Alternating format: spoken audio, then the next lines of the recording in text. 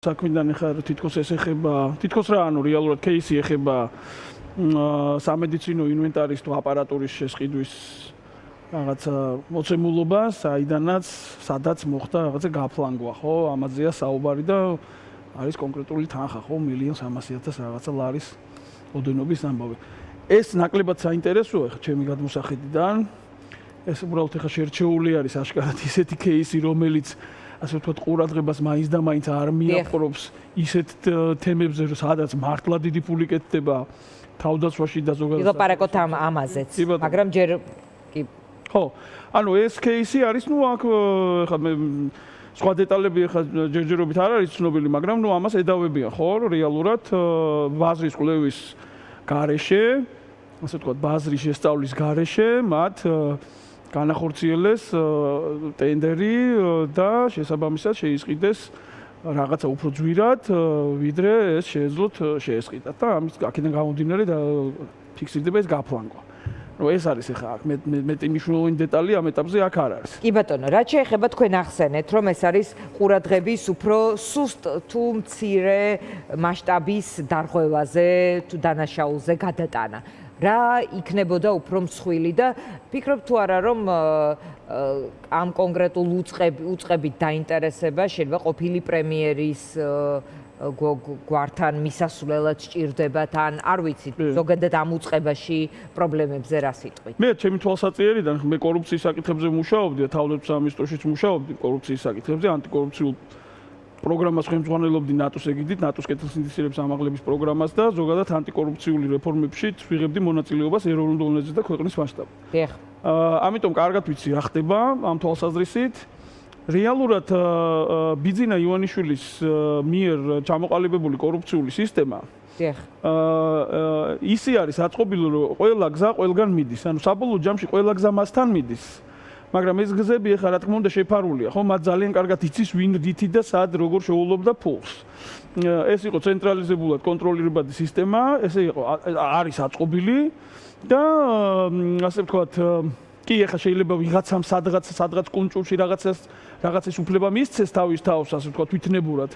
მაგრამ ნუ აი დიდი სქემის ჯაჭვი თუ არ ხარ, ისე რაღაცა შეუძლებელია. შენთვის ფულს ვერ ანუ ესეთი პატარა მცირე ვიწრო რაღაცა თაღლითობები ყოველთვის ხდება ხოლმე, მაგრამ ამაზე სხვათა შორის საკმაოდ ასე ვთქვათ, ეფექტურად არიან ორიენტირებულები, რომ ეგეთი თვითნებობები არ იყოს. დანარჩენი ახლა ფულის კეთება, რაცაც ქვია საჯარო სამსახურში და სახელმწიფო აპარატში, ხო, ახლა ძირითადად ეს გადის ხოლმე რომ შესყიდვების მიმართულებაზე, ლოგისტიკის მიმართულებაზე, სადაც რაღაც ასე ვთქვათ, მშენებლობები, რემონტები, დიდი რაღაც ასე ვთქვათ, მატერიალური საშუალებების შეძენა, რუტინული ინვენტარის შეძენა და ასე შემდეგ, ავტომანქანები და ასე შემდეგ, მათი მომსახურება ძალიან დიდი ფული კეთდება. მოკლედ არის მთელი რიგი სფეროები, რომელიც ნამდვილად არ არის ბევრად უფრო ასე ვთქვათ, მსუყე ლუკმები მოდის იქიდან, ვიდრე ხა ჰოსპიტალში ტომოგრაფიის შეძენა. დიახ, რომელსაც შეიძლება 10 წელიწადში ერთხელ ახორციელებ, ხო? უბრალოდ ამათ არ უნდათ ხა ყურადღების მიპყრობა იმ ასე ვთქვათ სეგმენტებზე და უნდათ აქ გამახვიყო, რომ აი როგორი სპეციფიკური საქმე არის, რომ აი ამათ ხა ესე ვთქვათ ჩაიფიქრეს და აი ამ სპეციფიკურ რაღაცა საქმეში აი ფული გააკეთეს და ჩვენ როგორ ასე ვთქვათ ეს კონკრეტული საქმეც არის თუ არა ნიშანი, რომ თუ ეს ხდებოდა, ვთქვათ, აი ტომოგრაფიის აპარატის შეძენის შემთხვევაში, შეიძლება მსგავსი იყოს ბევრი საქმე ასევე იმ პერიოდის, სხვა პერიოდის, რაღაც სხვა უფრო ძვირად ღირებული კი ბატონო, მე შემიძლია გითხრათ ხო, მე შემიძლია გითხრათ აი მაღალი ვარაუდით, რომ იქიდან გამომდინარე თუ კორუფციის რისკები და ანუ რისკების მართვა როგორ იყოს ინსტიტუციურად აწყობილი და რამდენად დაბალი ხარისხის არის და დაბალ დონეზეა ეს ყველაფერი რეალურად ორგანიზებული, მიუხედავად ჩვენი მცდელობისა, რომ ანტიკორუფციული რეფორმები გაგვეტარებინა და ანტიკორუფციული გარემო ჩამოგვეყალიბებინა, ყველაფერი მაინც ფურცელზე დარჩა. და შესაბამისად არის რეალობა არის ისეთი, რომ ნებისმიერი, ასე ვთქვათ, მოცემულობა და შესაძლებლობა ფულის კეთების გამოიყენება. ანუ არ რჩება არც ერთი შესაძლებლობა, არც ერთი შესყიდვა, სადაც თუ შესაძლებელია რომ ფული გაკეთდეს, იქ ფული კეთდება. ეხლა ეს ფული სად მიდის, ეს მეორე განზომილებაა, როგორ კონტროლდება ეს ფული, მაგრამ ის ვერტიკალი, რომელიც აი პირდაპირ პარტიული პოლიტიკიდან გამჭოლად ჩადის, ასე ვთქვათ, აღსრულებაში, რაც არის ჩვენი ფუნდამენტური პრობლემა, ჩვენი მართლობის აღსრულებაში, ბოლო სპეციალისტის დონემდე ჩადის, ბოლო საფეხურის, საწყისი საფეხურის შემსრულებლამდეც კი ჩადის, ყველა ვინც ამაში ჩართული არის აი ამ ბანკიერი სისტემის ნაწილი.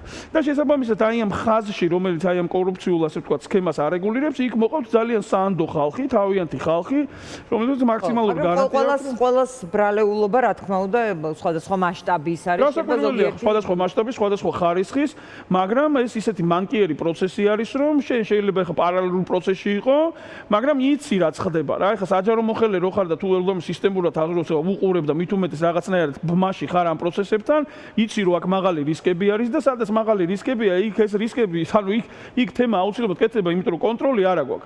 ანუ შიდა კონტროლი არის რეალურად მინისტრებზე დაქვემდებარებული და ანუ ფაქტიურად ბუტაფორია არის, ანუ მინისტრის შიდა კონტროლი არის და ახლა მინისტრი არის, ასე ვთქვათ, ერთპიროვნული გადაწყვეტილების მიმღები, როგორც წესი, დანარჩენი ეს კოლეგიალური მექანიზმები, ეს არის ყველაფერი ბუტაფორია, ვერ მივახცეთ ჩვენ იმას, რომ ანუ ისეთი დელეგირება და დეცენტრალიზაცია მომხდარიყო და ავტონომიური ხარისხი ყოფილიყო ისეთი დონის საჯარო სამსახურში, რომ რეალურად კორუფციის რისკები და კიდე სხვა რისკები, ასე ვთქვათ, ყოფილიყო მინიმიზირებული და შიდა კონტროლი და გარე კონტროლი სახელმწიფო აუდიტის მხრიდან და ასევე საზოგადოებრივი კონტროლი, პლუს ამას საპარლამენტო კონტროლი და ასე შემდეგ, ეს ყველაფერი კომპლექსურად უნდა მუშაობდეს იმისთვის, რომ რეალურად უზრუნველყო პრევენციული ხასიათის მატარებელი ანტიკორუფციული გარემო, ხო?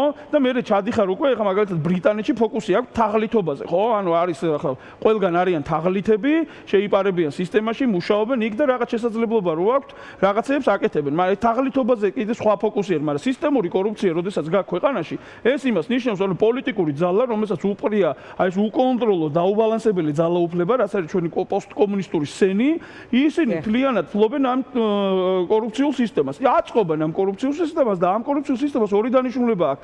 ფული გამოიმუშავოს და ასევე უზრუნველყოს კომპრომატებით კონტროლი და პოლიტიკური კონტროლი. როგორც შიგნით, ასევე გარეთ.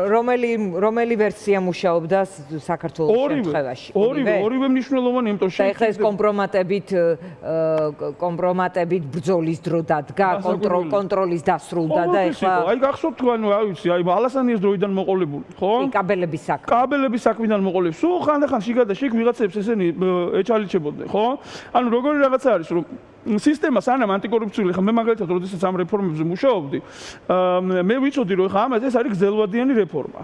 და შესაბამისად ამას ჭირდება დრო, სანამ ეს რისკები მაღალი არის, ანუ ესე ვთქვათ, პოლიტიკურ მოღვაწეებს და მესვეურებს უწევთ რაღაც გადაწყვეტილებების მიღება, ისე რომ აი ზღვარზე გადიან რაღაცნაირად კანონიერების და უკანონობის რაღაცნაირად, რომ სისტემა არის თვითონ მოუწესრიგებელი. მაგრამ მე ამის ტენდენციები შეიქმნა, ჩვენ მაგალითად ახლა 2013-2015 წლებში შევქმნით ტენდენცია თავდაცვის სამინისტროში და ზოგადად ეროვნულ დონეზეც იყო ტენდენცია, იქ OGP-ის ფორმატი იყო, იქ კარგი მმართველობის ასე ვთქვათ პლატფორმა იყო, ევროკავშირი შემოვიდა უკვე ამ დახმარებით ამ თვალსაზრისით ნატოსთან ერთად მუშაობდით, რომ ეს ყველაფერი დარეგულირებული იყო. კორუფცია საქართველოს პრობლემა არ არის ექსკლუზიურად, ხო?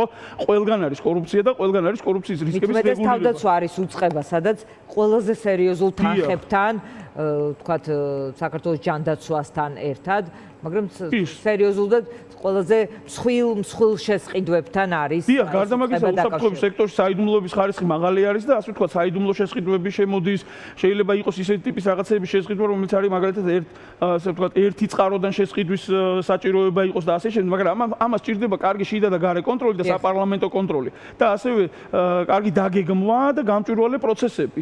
ხო? ანუ ინსტიტუციურად, ორგანიზაციულად ეს ყველაფერი უნდა იყოს კარგად აწყობილი, checks and balances, რასაც ქვია, ხო? ანუ დაბალანსებული უნდა იყოს.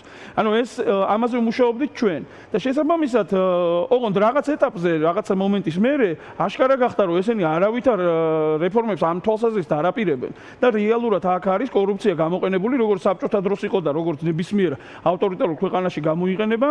ეს არის ასე ვთქვათ, კი ბატონო, ფულის კონსოლიდირება და ამ ფულის მერე პოლიტიკური მიზნებისთვის გამოყენება, ასევე ვიღაცეების, ვინც ჩართული არიან ამ პროცესში, იმათი გამდიდრების ამბავია და მერე ამათი კონტროლის ამბავი არის. ეხლა დგას ეტაპი და ჟამი, როდესაც ასე ვთქვათ, ოცნებას, ანუ ამ რეჟიმს რომელიც ეხა თავის თავს იმკვიდრებს როგორც რუსული რეჟიმი, ხო, ამათ ჭირდებათ ეხა გავლენის ცენტრების ასე ვთქვათ მინიმიზაცია და იმ ადამიანების წინააღმდეგ არაჩვეულებრივი კომპრომატები აქვთ. ეხა სასამართლოში ეს დღეს დღევანდელ кейსზე მიმდინარეობს, იქ ადვოკატი ამბობს, რომ იცი რა, რეალურად არანაირი ასე ვთქვათ, ყისიერი რეალური მტკიცებულებები არ არსებობს ჩემი მოპასუხის წინააღმდეგ. ხო, ის მოპასუხიც ეხა დუმილს ინარჩუნებს, რა უნდა თქვას ეხა, ხო, რეალურად ვერ წარმომიდგება. მაშინ უნდა დადგეს და ილაპარაკოს, ვინ დაუკვეთა, როგორ დაუკვეთა, სად მიდიოდა ეს ფული და როგორ მიდიოდა, მაგრამ უფრო მეტ ჩარს გადაეყრება. მაგრამ ამავე დროს შეუძლიათ ასე ვთქვათ მართლა არ არსებობს მტკიცებულება, მართლა რთული არის, მაგრამ ისე აქვთ ორგანიზებული, რომ მართლა რთულია მტკიცებულებების მოძიება, მაგრამ ამ სასამართლოს ხოლმე გააინტერესებს. საქმე გაკეთდება, ჩაეშვება, დაიჭერენ ციხეს ჩასვლა. კი ბატონო, დავით გუნაშვილი, თავდაცვის სამინისტროს ყოფილი HR-ი, ჯგუფი ფარი, მადლობა მას.